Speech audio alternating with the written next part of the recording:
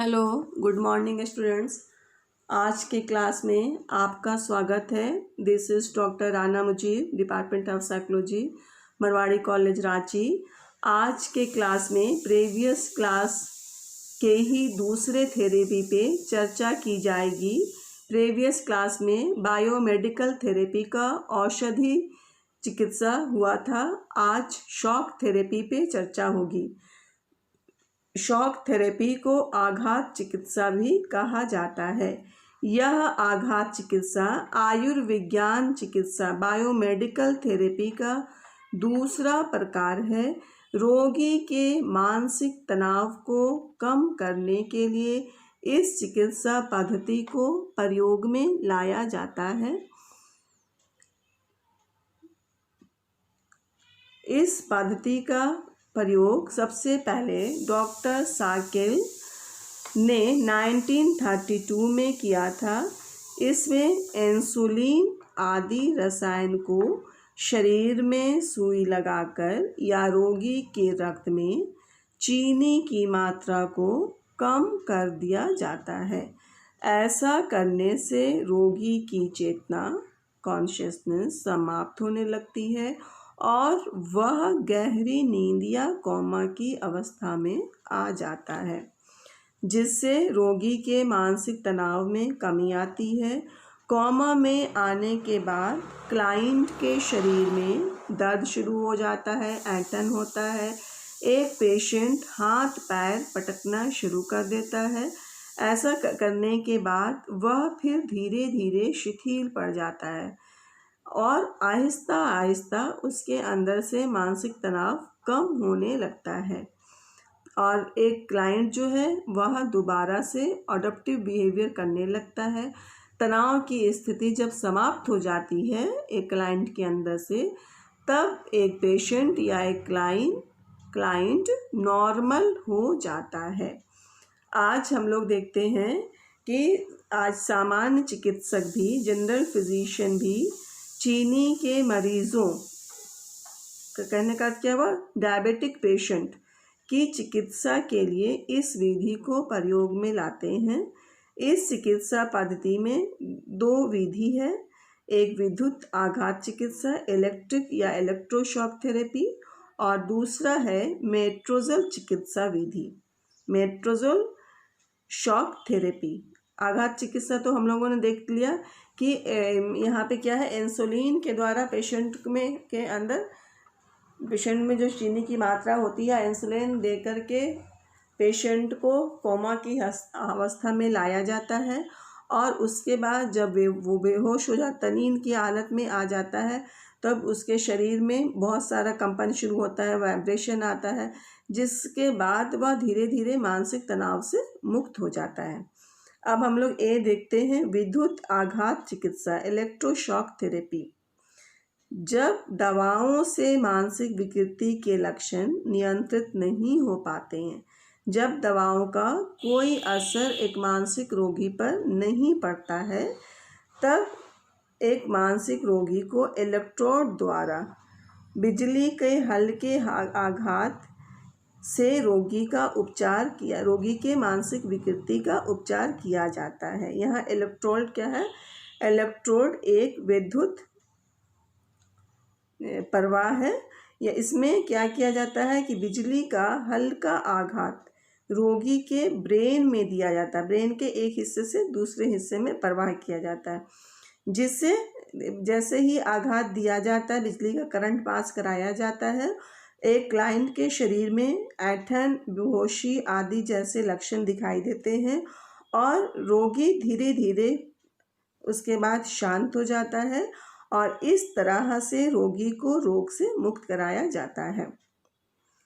ऐसा करने पर यह भी देखा गया है कि रोगी अपनी गत अनुभूतियों को, पास्ट एक्सपीरियंस को भी भूल जाता है, क्योंकि पास्ट एक्सपीरियंस के कारण ही एक क्लाइंट जो है उसका बिहेवियर फॉल्टी होता है। दोषपूर्ण व्यवहार एक क्लाइंट कब करता है, जब उसके पास्ट में कुछ ऐसी घटना घटी होती है, जिसको हम लोग चाइल्डहुड की कोई घटना कहते हैं, पिछली कुछ चीज़ों की कोई ऐसी घटना जिसकी वजह से उसके मेमोरी पर कोई प्रभाव पड़ा होता है, उसके ब्रेन पे कोई प्रभाव पड़ा होता है, जिसके कारण एक व्यक्ति नॉर्मल से एबनॉर्मल की तरह एक्टिविटी करने लगता है और उसके कारण उसके अंदर जो है वो मानसिक विकृति उत्पन्न हो जाती। इसलिए जब वह पास्ट एक्सपीरियंस को अपने भूल जाता है तब उसका फॉल्टी बिहेवियर भी कम हो जाता है, जिसके परिणाम स्वरूप उसका मानसिक तनाव कम हो जाता है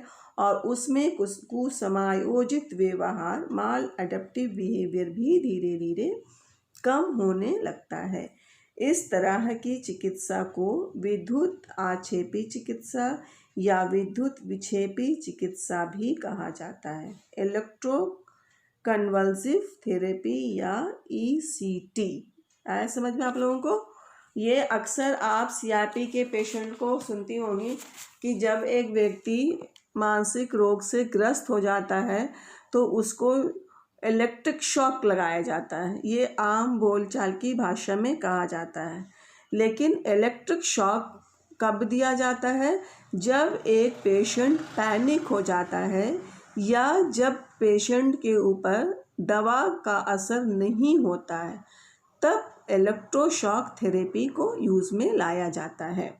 इस थेरेपी में करीब 70 से 130 वोल्ट की विद्युत धारा 1 से 1.5 सेकंड के लिए क्लाइंट के मस्तिष्क के एक हिस्से से दूसरे हिस्से तक प्रवाहित किया जाता है।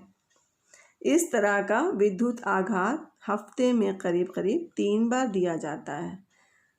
जब 3 बार उसको ये थेरेपी लगाई जाती है, यह थेरेपी दी जाती है, तब क्या देखा जाता है कि क्लाइंट में रोग के जो लक्षण थे, जो एक साइको डिसऑर्डर का जो सिम्टम उसके अंदर था, वह धीरे धीरे कम होता हुआ दिखाई देता है और आहिस्ता आहिस्ता वह सिम्टम एक क्लाइंट के अंदर से समाप्त हो जाता है और एक क्लाइंट जो है वो नॉर्मल व्यक्ति बन जाता है।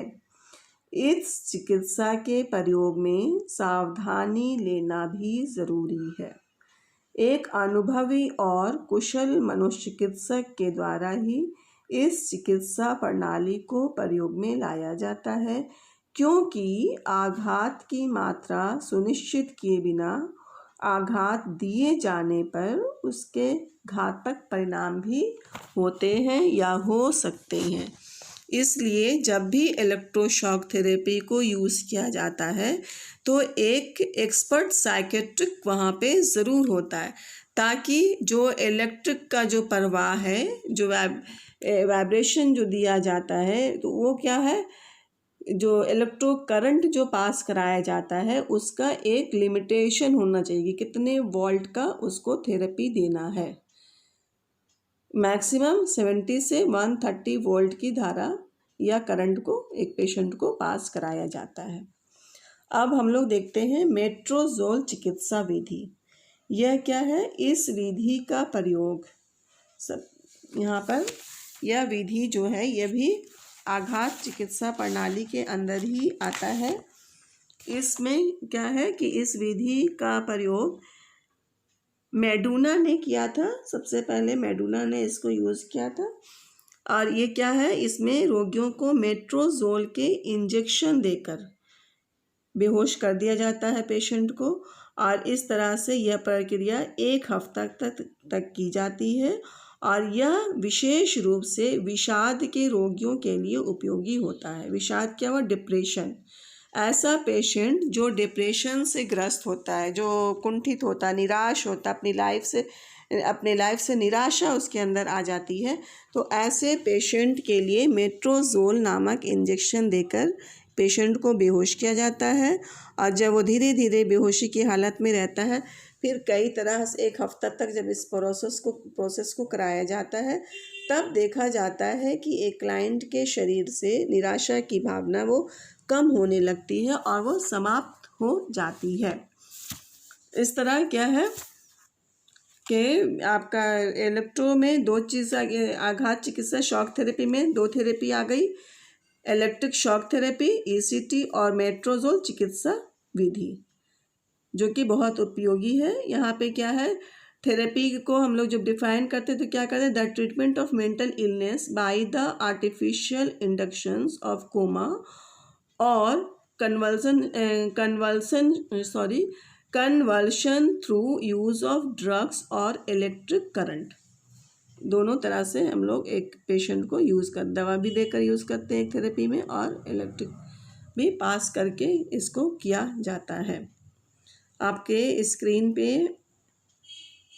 इंग्लिश में भी दिया हुआ है, इसे आप लोग नोट कर लेंगे।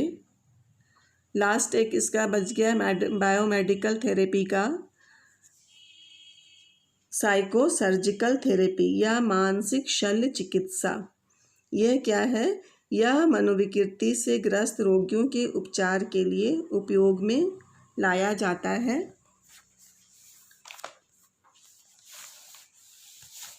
यहाँ पर रोगी के दोनों कनपट्टियों में शल्य यानी शल्य चाकू सर्जिकल नाइफ द्वारा छेद करके मस्तिष्क के अग्रपाली और थैलेमस को जोड़ने वाले जो फाइब्रोइड ट्रैक्स होते हैं उनको काट दिया जाता है। इससे क्या है, दोनों के बीच में विच्छेद आ जाता है, दोनों के बीच में दोनों अलग हो जाता है, जिससे जो रोगी चिंता करता है, जो संवेगात्मक चिंता उसमें होती है, वह चीज़ रुक जाती, जो इमोशनल एग्रेसिवनेस होता है वह उसके अंदर से रुक जाता है। इसको मोनिस नामक एक पुर्तगाली मनोविज्ञानी ने किया था, जिन्हें बाद में नोबेल पुरस्कार भी मिला 1949 में। इस तरह से उन्होंने क्या किया कि जब अग्रपाली को बिल्कुल काट कर कॉर्टेक्स से हटा दिया जाता है तो क्लाइंट के अंदर से चिंता जो है वो कम हो जाती है। इस तरह से जो इमोशनली बहुत ज़्यादा एग्रेसिव होता है वो एग्रेसिवनेस में कमी आ जाती है, उससे आक्रामकता में कमी आ जाती है, और इस तरह से मनोशल्य चिकित्सा के द्वारा रोगी का चिकित्सा किया जाता है सर्जिकल नाइफ के द्वारा, एक ऑपरेशन के द्वारा थोड़ा सा ऑपरेट करके उस तरह का ट्रीटमेंट होता है। इसलिए इस प्रविधि को प्री फ्रंटल लोबेक्टोमी भी कहा जाता है। आए समझ में। यहाँ पे आप लोग इंग्लिश में देख लीजिए, ECT was used because it was observed that in some patients with epilepsy, psychotic symptoms and seizures occur alternately. When the patient has seizures, there are no psychotic symptoms, but psychotic symptoms appear when seizures but are controlled. Also, it was noted that when a diabetic patient was accidentally overdosed on insulin and had massive fit, as a result all psychotic symptoms disappeared. इस तरह से हम लोगों ने देखा कि biomedical therapy में सबसे पहले दवा के द्वारा उपचार किया जाता है। जब वो दवा फ़ायदा नहीं करती है तब शॉक थेरेपी को यूज़ किया जाता है, जिसमें शॉक लगाया जाता है, आघात दिया, कुछ दर्द दिया जाता है, उसमें इलेक्ट्रोशॉक होता है, एक मेट्रोजोल होता है। मेट्रोजोल एक मेडिसिन के द्वारा, एक इंजेक्शन के द्वारा ट्रीटमेंट किया जाता है। जब लेकिन और उसके अलावा एक चिकित्सा और जो किया जाता है वो सर्जिकल होता है। मनोशल्य चिकित्सा सर्जिकल के द्वारा भी एक क्लाइंट के फॉल्टी बिहेवियर को सही करके अडप्टिव बिहेवियर में चेंजेस लाया जाता है, जिसमें यहाँ पे जो इसका इमोशनली जो आक्रामकता होता है उसको कम करने के लिए ब्रेन के फ्रंटल लोब और थैलेमस जो दोनों को जोड़ते हैं उस तंतु को काट दिया जाता है। आए समझ में। आज का क्लास आप लोगों का यहीं तक, आपका बायोमेडिक थेरेपी कंप्लीट हो गया। Thank you.